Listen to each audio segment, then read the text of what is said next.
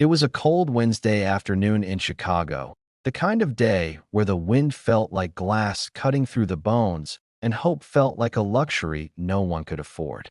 The fluorescent lights inside the small corner pharmacy hummed faintly, the smell of antiseptic and paper mixing with a quiet tension that hung in the air.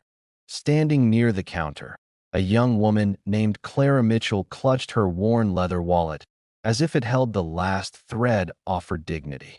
Her 3-year-old son, Ethan, was asleep in her arms, his small chest rising weakly with every shallow breath. He had been sick for days, fever, coughing, and now trouble breathing. The doctor had said he needed antibiotics immediately, but standing there as the cashier repeated those 5 words, "I'm sorry, ma'am. Your card declined." Clara felt her entire world collapse in slow motion.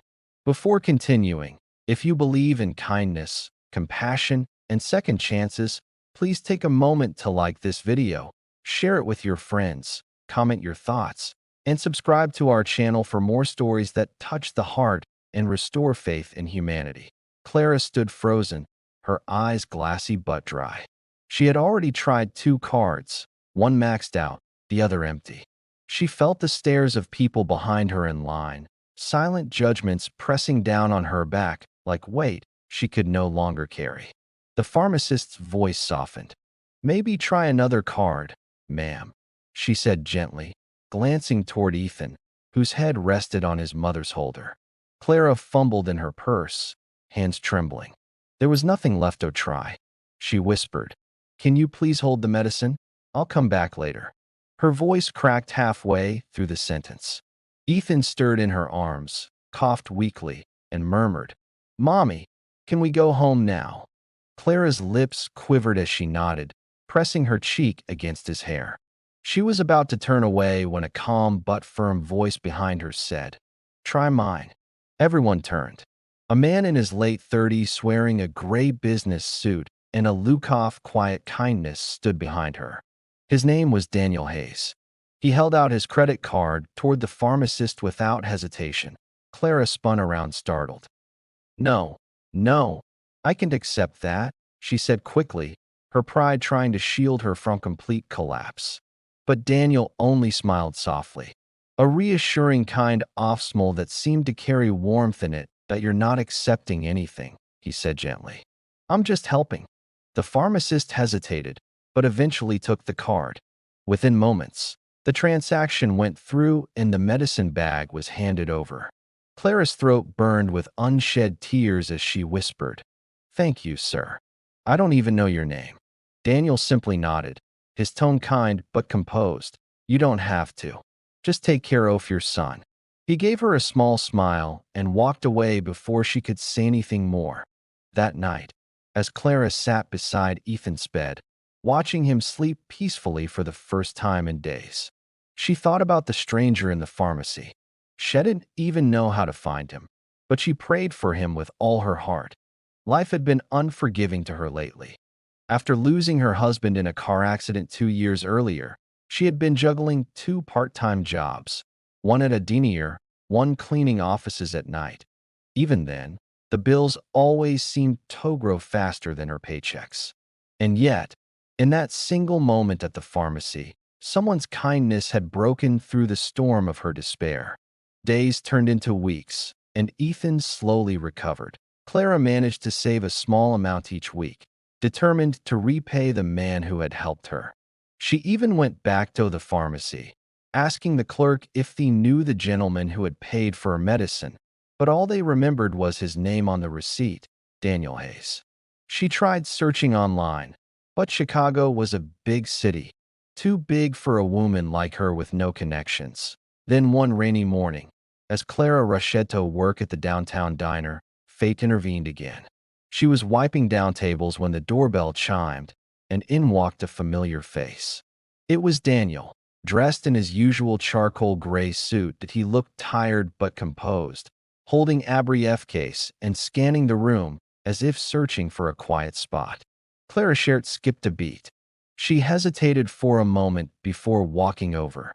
"Good morning, sir," she said, forcing a smile, though her hands trembled slightly.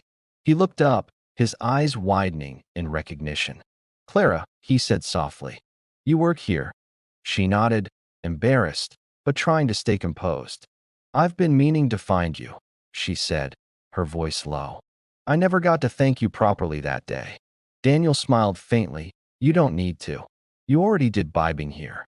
His words confused her. Both continued.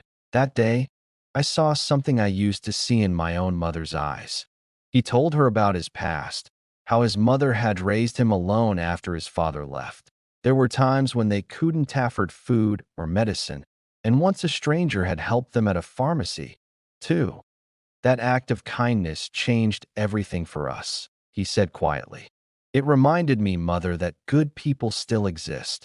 So when I saw you that day, I knew I had to pay that kindness forward. Clara felt her eyes sting. She didn't know what to say, but Daniel simply ordered a cup of coffee and stayed a while talking about ordinary things. Books, work, life. Before leaving, he handed her a card and said, if you ever need anything, work, advice, or just someone to talk to, call me. For weeks, sheddened. Pride, fear, uncertainty, they all held her back. But one evening, after her boss at the diner reduced her shifts, she finally called. Daniel answered immediately, and within days he helped her apply for a better job at Asmall office he owned, a logistics firm that needed a part-time assistant. Clara started there quietly, unsure if she could fit in, but Daniel treated her with respect and kindness, never once making her feel like a charity case. Over time, Clara began to rebuild her confidence. Ethan loved visiting her office after school, and Daniel would often bring him small toys or books. Slowly, Clara realized something she hadn't felt in a long time. Stability.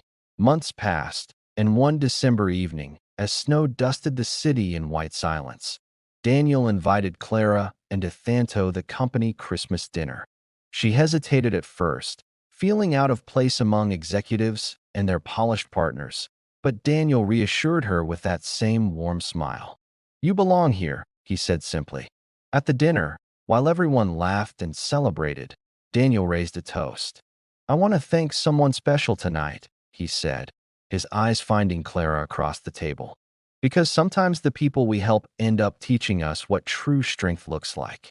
Clara felt her throat tighten.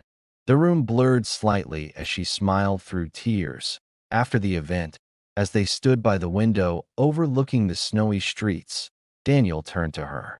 You know, Clara, he said softly, when I saw you that day at the pharmacy, I thought I was helping someone in need. But the truth is, you helped me remember what purpose feels like. She looked at him speechless, and for the first time in years, she didn't feel broken. She felt seen. That winter marked a new beginning for both of them. Daniel's kindness didn't stop at that one moment. It blossomed into something deeper. He became part of their lives, not as a savior, but as a friend who cared. Over time, that friendship turned into something neither of them had expected, but both quietly hoped for. Love.